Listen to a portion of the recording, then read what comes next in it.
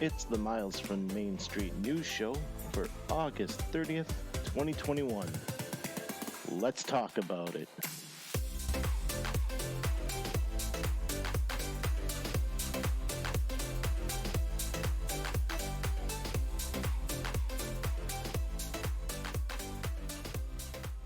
Hello, everybody. This is Bryan from Miles from Main Street, back this week with more news for you. I'm here to catch you up on all the news going on down at Walt Disney World. I'm going to apologize for the late release today of the podcast. Woke up this morning and saw a lot of news start coming out from Walt Disney World and felt it was important to get some of that information into this episode today. So let's get into it. First and foremost, the annual pass is returning to Walt Disney World. You're going to have 4 levels of an annual pass. The annual pass will be starting on September 8th and will include, for all levels of passes, standard theme park parking, savings of up to 20% on dining merchandise and many other items. It will include the park hopper on all levels, and it will give you access to bonus reservations. So here's the thing, guys. These passes are kind of separated by how many park passes you get and the amount of blockout dates that you have. So the lower the pass, the lower number of park reservations and the more amount of blockout dates you're going to have. So one of the things they're bringing to this, though, is that you're going to have access to bonus reservations. So they may find that they're seeing a day where crowds are going to be low and they'd like to find ways to get more people there. So they're going to release a bonus reservation out to annual pass holders, and that'll give you a chance to reserve a park day on top of the reservations you already have. So that, I think that'll be a nice little item that they throw in there.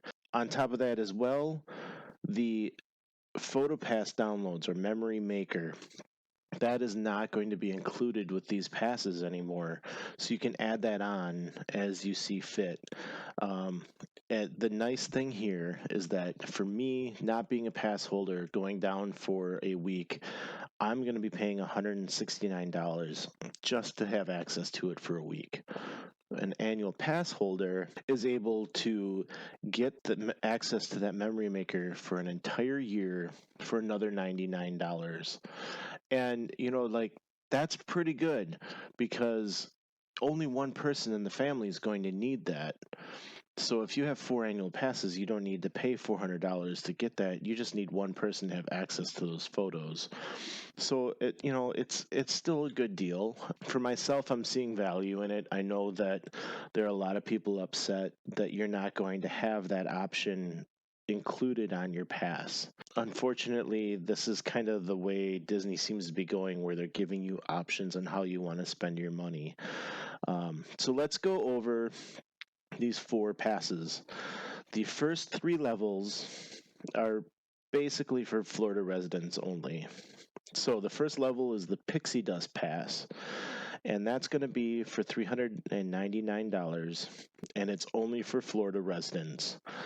The thing to, again, note here is the amount of blockout dates, and that you can only hold 3 reservations at a time. The Pirate Pass is the next level up. That one's going to be $699.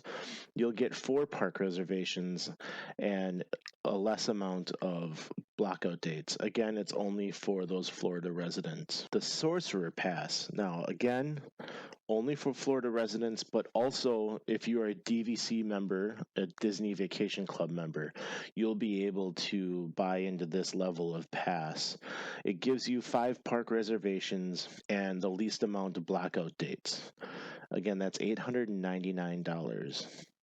The top level, which is available to anybody, is going to be $1,299.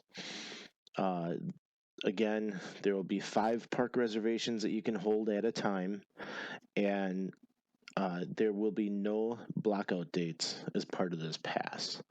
So this is the level that I'm always looking at because this is the one that I qualify for, right? That's where I've been looking. I believe a pass was about $1,100 to $1,200 prior to the shutdown. So at this level, I don't see the increase being that much more. I expected it to actually to be more than what it is. So, take that as you may. A family of four is going to be spending a lot of money regardless on this, if you're all going to be getting annual passes at the Incredipass level. It's hard to do when you're having to pay for it up front. I think it's great that they offer these payment plans to Florida residents. It does help offset some of that cost and give them options. So someday when I finally get to move down to Florida, I'll be able to enjoy these annual passes. Next on the list of items that were announced today, Disney KiteTails. This was one of the things that they announced as some of the entertainment options that were coming as part of the 50th celebration. And this one is going to be held at Animal Kingdom within the former Rivers of Light Stadium, which is over near Expedition Everest. So these kites look beautiful. They're gigantic. The video that they show on the Disney Parks blog make it just look so entertaining and so interesting to see not just kites flying, but interacting and acting out things. As you know, Disney loves to do stories, so it'll be fun to see what kind of a story they build with this one. And speaking of the Disney Parks blog, they released a video last week showing some of the Imagineers revisiting New Orleans and seeing some of these places and meeting the people that were the inspiration to the movie Princess and the Frog. As you know, we're going to be getting a redoing of Splash Mountain, and it's going to be themed to Princess and the Frog. And so this video gives us some more concept art and some interviews with the Imagineers that are involved with this transformation. So definitely go check out that video. It's really interesting and an enjoyable little video to watch. Finally, from the Disney Parks blog, they released a list of what rides are going to be available for the new version of Extra Magic Hours that will be starting on October 1st. So the new morning Extra Magic Hours, as you may have heard, starts at half an hour prior to opening, and it is available at all of the parks every day, and it will be available to on-property guests. I think this can give you a big jump over the rest of crowds that'll be coming in that day. You can get a few things done, those must-do rides that you want to experience before the big crowds really start hitting the park. So in the morning, again, that's for all on-property guests. They will have evening hours that are only available to the guests staying at the deluxe resorts. So definitely get out and check out this list. It'll be a good thing to have as part of your planning when you're going down for your next trip. Over on Instagram, Imagineer Zach Ridley shared some pictures of Club Cool and how the entrance is going to look when it returns for the 50th anniversary.